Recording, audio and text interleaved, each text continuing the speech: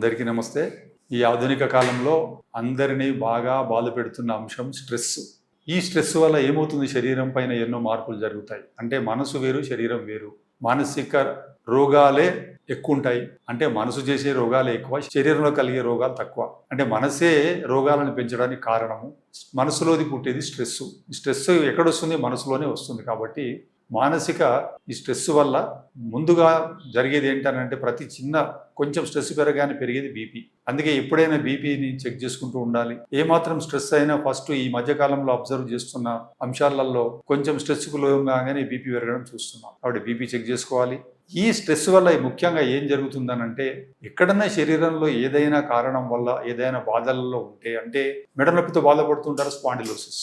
ఈ స్పాండిలోసిస్ పెరగడానికి కారణం మెడ నొప్పి, ఈ బీపీ స్ట్రెస్సే అనమాట. ఈ స్ట్రెస్ వల్ల స్పాండిలోసిస్ మామూలుగా ఉన్న నొప్పి కాస్త డబుల్ అయిపోతుంది. అలాగే నడుము నొప్పి డబుల్ అయిపోతుంది. షియాటికా నొప్పి ఎక్కువ అయిపోతుంది. ఎవరికైనా బ్లీడింగ్ అవుతుంది కింది నుంచి మోషన్లో, అంటే మోషన్లో కొంచెం స్ట్రెస్ పెరగగానే మోషన్లో బ్లీడింగ్ అవుతూనే ఉంటుంది. వీటన్నిటికీ శరీర అవయవాలపైన ప్రధానమైన ప్రభావాన్ని కలగజేసే స్ట్రెస్ కిడ్నీలు దెబ్బతినడానికి, గుండె దెబ్బతినడానికి, ఇతర సున్నితమైన అవయవాలన్నింటినీ దెబ్బకొట్టే ఒక గొప్ప అంశం ఏంటి అంటే శరీరంలో ఈ స్ట్రెస్సే. అందుకే ఈ స్ట్రెస్ను ఎలా నివారించాలి, ఉన్న స్ట్రెస్ను ఎలా తొలగించుకోవాలి, రాకుండా ఎలా మనం జాగ్రత్తలు తీసుకోవాలి అనే విషయంలో ఆలోచించి సరి అయిన చికిత్స తీసుకోవాలి.